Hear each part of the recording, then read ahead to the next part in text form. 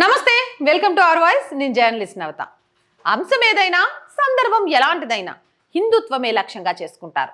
అమాయకుల ప్రాణాలు తీసి రాక్షసానందం పొందే మత ఛాందస్తవాదులు కళ్ళ ముందే కనిపిస్తున్నా హిందువుల్లోనే హింసావాదులున్నారంటూ గుండెలు బాదుకుంటారు.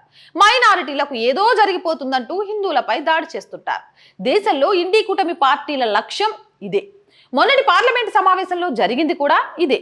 వాస్తవానికి ఉభయ సభలను ఉద్దేశించి రాష్ట్రపతి చేసిన ప్రసంగానికి ధన్యవాదాల తీర్మానంపై మాట్లాడేందుకు అన్ని పార్టీల సభ్యులు మాట్లాడారు. ఆయా పార్టీలకు ఉన్న సభ్యుల సంఖ్యను బట్టి వారు మాట్లాడే సమయాన్ని కేటాయించారు.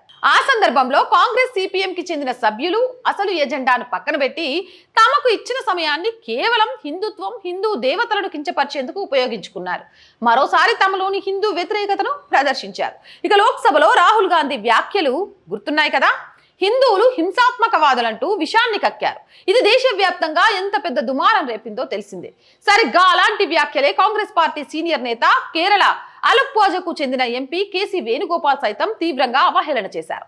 హిందువుల పవిత్ర గ్రంథం భగవద్గీతను హింసను ప్రోత్సహిస్తుందంటూ నోరు పారేసుకున్నారు. అందుకు హిందూ వ్యతిరేక గ్రూపుల్లో తరచుగా మాట్లాడుకునే డైలాగులను లోక్సభలో వినిపించారు. మహాత్మా గాంధీ మరియు గాడ్సే భగవద్గీతను విశ్వసించారు. ఇద్దరూ భగవద్గీతను చదివారు. కానీ గాంధీ అహింసా, సహనం మరియు మానవ జీవితం పట్ల గౌరవాన్ని నేర్చుకుంటే గాడ్సే అదే పాఠ్య పుస్తకం నుంచి హింస మరియు హత్య మరియు అసహనం నేర్చుకున్నారు అని. మేము గాంధీ హిందుత్వాన్ని నమ్ముతాము కానీ గాడ్సే హిందుత్వాన్ని కాదు అంటూ చెప్పుకొచ్చారు.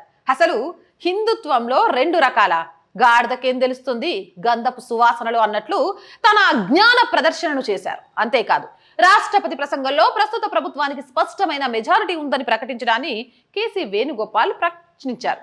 ప్రభుత్వానికి స్పష్టమైన మెజారిటీ ఉందని రాష్ట్రపతి ఎందుకు ప్రత్యేకంగా ప్రస్తావిస్తున్నారు? రాష్ట్రపతి ప్రసంగంలో ప్రభుత్వానికి సంబంధించిన అభద్రత స్పష్టంగా కనిపిస్తోందని మేము ఖచ్చితంగా అనుకుంటున్నామన్నారు. ఇక ఈడీ, సిబిఐ మరియు ఐటీ వంటి దర్యాప్తు సంస్థలను దుర్వినియోగం చేయడం ద్వారా విజయం సాధించినట్లు చెప్పుకొచ్చారు. ఇక తమిళనాడులోని మధురై సిపిఎం ఎంపీ వెంకటేశన్ కూడా హిందూ వ్యతిరేక వ్యాఖ్యలు చేశారు.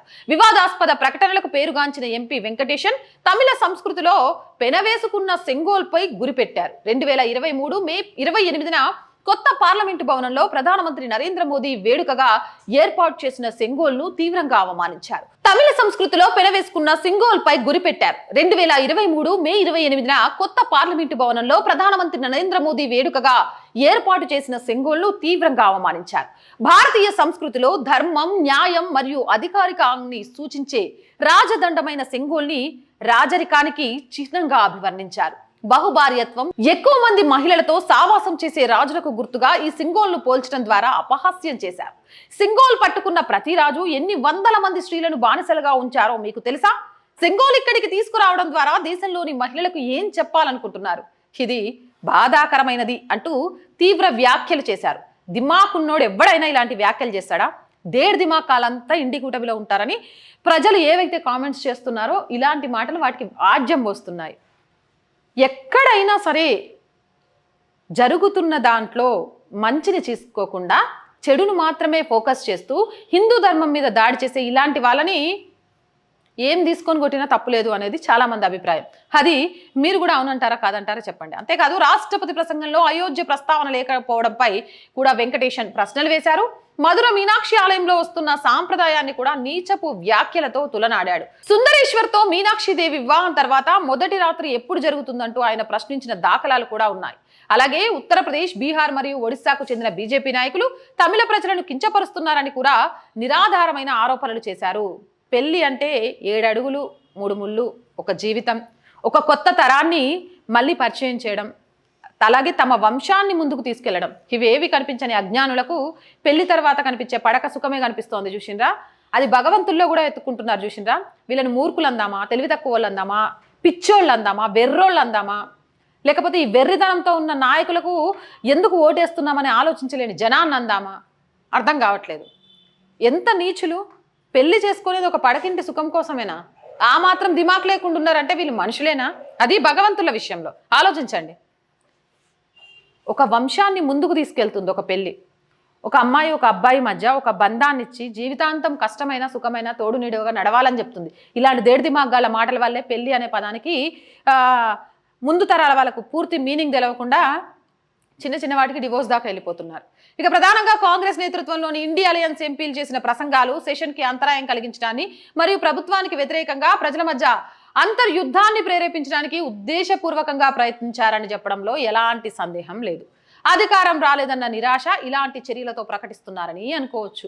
ఏదేమైనా, సందర్భం ఏదైనా, సమయం ఎలాంటిదైనా, అవకాశం దొరికితే సనాతన ధర్మం మీద, హిందుత్వం మీద దాడి చేయడానికి ఇలాంటి దేడిదిమాగాలు మస్తు మంది సిద్ధంగా ఉన్నారు.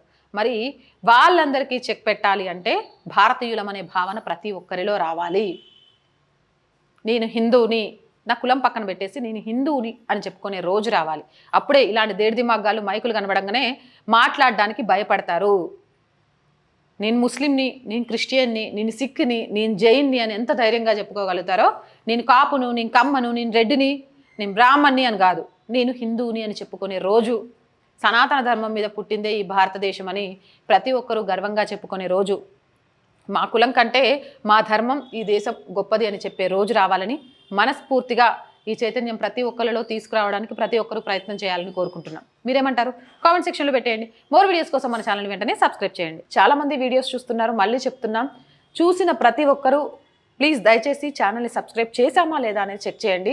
మీ అందరి సబ్స్క్రిప్షన్ అలాగే మీ అందరి లైక్ ఈ ఛానల్కి చాలా అవసరం. మీరు ఎంత లైక్ చేస్తే ఛానల్ అంత షేర్ అవుతుంది, మీరు ఎంతమంది సబ్స్క్రైబ్ చేస్తే ఈ ఛానల్కి అంత బలం వస్తుంది. అలాగే మీ అందరి సపోర్ట్ కూడా ఈ ఛానల్కి చాలా అవసరం. మీ అందరూ సపోర్ట్ చేస్తే ఖచ్చితంగా ఒక చిన్న ఆఫీస్ స్పేస్ తీసుకోవాలి అనుకుంటున్నాము, రెంట్ బేస్ మీద కొంత ఎక్విప్మెంట్ కూడా తీసుకోవాలి, కొన్ని కార్యక్రమాలు చేయాలి. ఆర్థికంగా ఒక్కదాన్ని ఇవన్నీ తీసుకొని ఛానల్ని ముందుకు తీసుకెళ్ళలేను. బట్ ఇలా జాతీయవాదాన్ని జనాల్లోకి తీసుకెళ్ళేటప్పుడు విమర్శించడానికి కాల్స్ చేసేవాళ్ళు ఉంటారు, కానీ సహకరించడానికి కాల్స్ చేసేవాళ్ళు చాలా తక్కువ.